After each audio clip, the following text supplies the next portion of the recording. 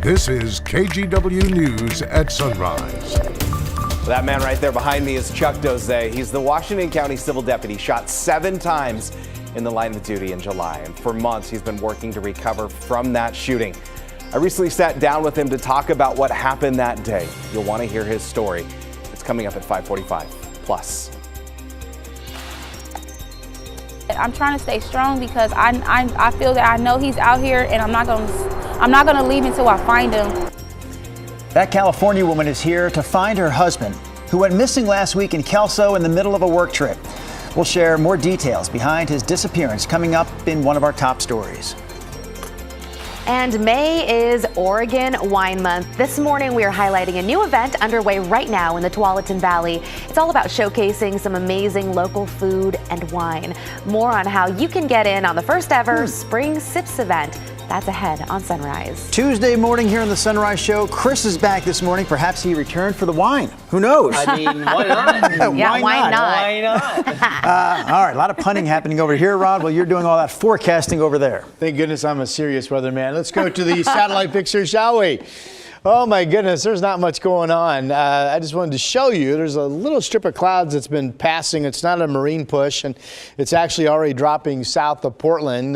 Generally, skies at the coast are partly cloudy, but there are some cloudy pockets. And here's the inland Wells Fargo camera looking off to the northeast. Of course, sunrise, about 40 minutes away from us, something like that. 52 is the current number out there right now. Our day moving forward goes on to be sunny and very pleasant. 68 degrees at noon, a high temperature of 78. The weather looks great. Chris, don't screw up the traffic. I'll try really hard. That's not always on me, but in any event, let's pick it up in North Portland. I-5 southbound there up near the Expo Center. Traffic, again, rolling right along there. Same story out in Hillsborough, and a quick check of I-5 through Wilsonville. It's just a few headlights there making that northbound drive from the Boone Bridge. Guys, we are free and clear of any freeway troubles just yet on this Tuesday morning. Yeah, looking good for now. Thank you, Chris. A California family is searching for a man who disappeared while on a work trip to Southwest Washington. What tipped his family off that something was wrong was a bizarre phone call in the middle of the night. Sean Riley's family, along with police, have been searching the Kelso area for the past few days. His family says Riley was there doing work for an oil company. Around 2:40 a.m. last Thursday, investigators say security cameras caught him leaving the Comfort Inn and Suites at Kelso's Three Rivers Mall complex. Police say he appeared to be in extreme distress. That's about the time his wife got a disturbing phone call from the father of 4. I felt like it was in his pocket. It was a lot of rambling for like 3 minutes. I hung up and called back, calling his name out, and I hear, "Go this way, go this way." So I assumed something happened. I called the hotel. "Can you go do a wellness check on my husband?" 3 in the morning. They said his room was unlocked and he's not in there. Riley was last seen wearing a white t-shirt, dark shorts, black socks, and a black headscarf with his hair in braids. If you see him, call 911. The search continues this morning for a man who's accused of walking into a Vancouver couple's home, robbing them at gunpoint, and then taking off in their car. So the homeowners are safe this morning, and they say it's all thanks to their dog. Catherine Cook has the details.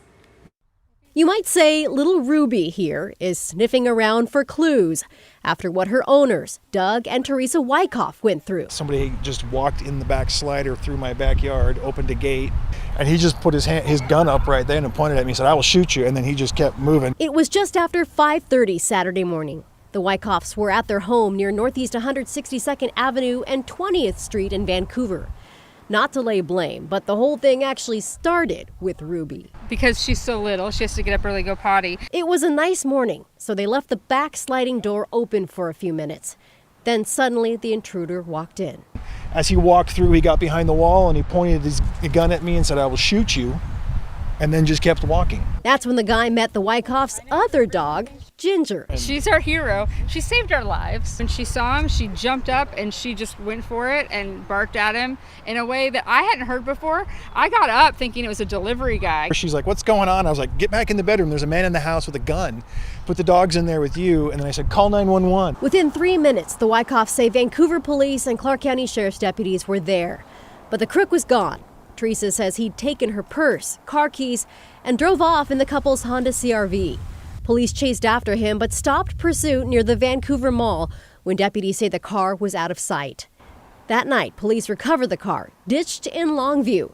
Teresa found the car's location after calling the dealership she'd bought it from. And they said that they sold me an extra service to track it, which I don't remember, but I'm glad I did the upsell. And yeah, they tracked it within 30 seconds. Police say the guy who stole it is still out there. The Wyckoffs hope that changes soon. It would be nice to have some sort of justice, not for our stuff, but the fact that I don't want anyone else to feel like that. Catherine Cook, KGW News.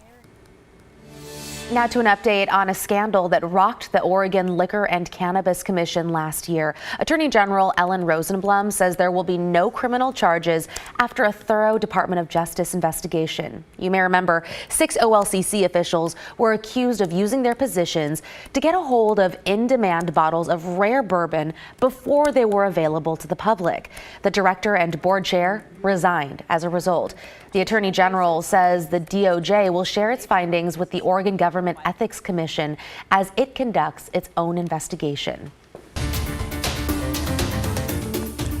The Oregon Lottery put out a warning about new scams stemming from last month's $1.3 billion Powerball win. The winner bought their ticket at a Portland Plaid pantry.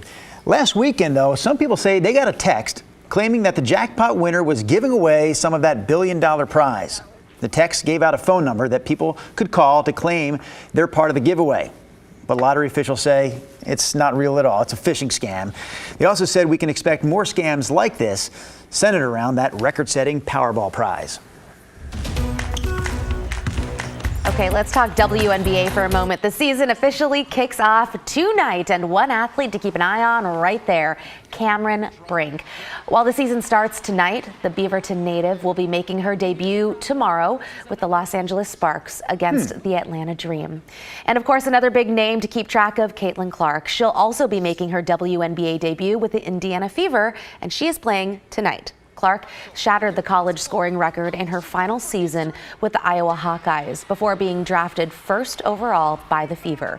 The Fever will be facing off against the Connecticut Sun tonight, and it's a big opener for the Sun. They sold out their arena for the first time in about 20 years. Oh, wow. Fans definitely eager to see Clark play. This is a dream. This is something I wrote down on a piece of paper when I was in like second grade, like get a basketball scholarship, play in the WNBA. For more on Clark's highly anticipated WNBA debut tonight, you can tune into the Today Show to find out more after sunrise. Tonight's game, by the way, between the Fever and the Suns will be at 5 o'clock our time. Man, I wasn't planning ahead. We've got that mini basketball around here somewhere. I like it when you play the athlete and you play the basketball hoop, and Christine dunks it on. Yeah, we've done it a couple times. It's one of my favorite parts of the show. I never get to be the athlete. It's I play the hoop. You know what? It's understandable. No, next hour I'm going to find it, and she'll be the hoop, and you'll be the athlete. Well, we probably should keep it the other way. Wait, why? Here's a look, because I don't want to embarrass myself. Here's a look at our satellite picture. Maybe that was my calling. I'm just now figuring it out. It should have been a hoop. We have a high sitting out in the Pacific. That's usually a sign of dry weather. The clouds kind of arc around these things. You can see that there. We have all dry weather again in Oregon and Washington. There are showers and some thunderstorms you see there in Wyoming this morning, south of Billings on the map. Here's, of course, Billings is in Montana. Here's a look at some clouds just kind of spilling down to the south, and these are already clearing out of Portland. The one camera I have that's bright enough to see that has cloud cover is Cannon Beach, 49 degrees. Most of the coast is actually reporting partly cloudy skies near Chinook Woods Casino Resort in Lincoln City, and you can see they have blue sky with the low cloud bank holding well out to sea at this time. And there's the Wells Fargo Vantage Point. We're waking up to blue skies after some passing cloudiness overnight. We're at 52. We have light northwest winds. No weather problems anywhere today. Most areas are, well, in fact, all areas will eventually see some sunshine. 52 up in Seattle, same temp as the Rose City this morning. The Dow's a little bit warmer at 55, and we have 40s in Bend and 48 this morning out in Baker City. Everybody, again, will be dry. Futurecast shows some low clouds banking on the east side this morning, potentially for a little while. Otherwise, it's all sunny as we get rolling through 5 o'clock this afternoon. I do want to show you tomorrow. The weather models show a decent marine push hitting, and that indicates that there's a decent west flow. I still think we have a good chance to hit 80 tomorrow in Portland, but I have lowered temperatures a little bit with the surge of that westerly flow pattern tomorrow. Later in the day, we just have a lot of sunshine. All right, here's a look at our forecast numbers for today, and they are comfortable. Low 60s, upper 50s at the coast. Northwest winds 10 to 20 miles per hour. Inland valley areas. Yesterday, we had some winds bouncing about 25 in the afternoon with some breezes. I'll pick up that again today. Very comfortable weather. 76 McMinnville, 77 degrees in Salem, and similar numbers up through southwest Washington. This shows Kelso, Longview at 77. Vancouver and Portland as warm as 78 degrees this afternoon. Yesterday it was 74, so just a little bit warmer. I still like our chances of hitting 82 tomorrow and about 80 on Thursday, and then we have that cooler push on Friday that takes us back down to 72. I've pulled the chances of rain this weekend. Partly cloudy, comfortable weather. We're still looking at a run of some clouds and rainy weather time starting next Monday that could go on for about 3 days, and I filled all my time, and with the lack of weather going on, that was not easy to do. Back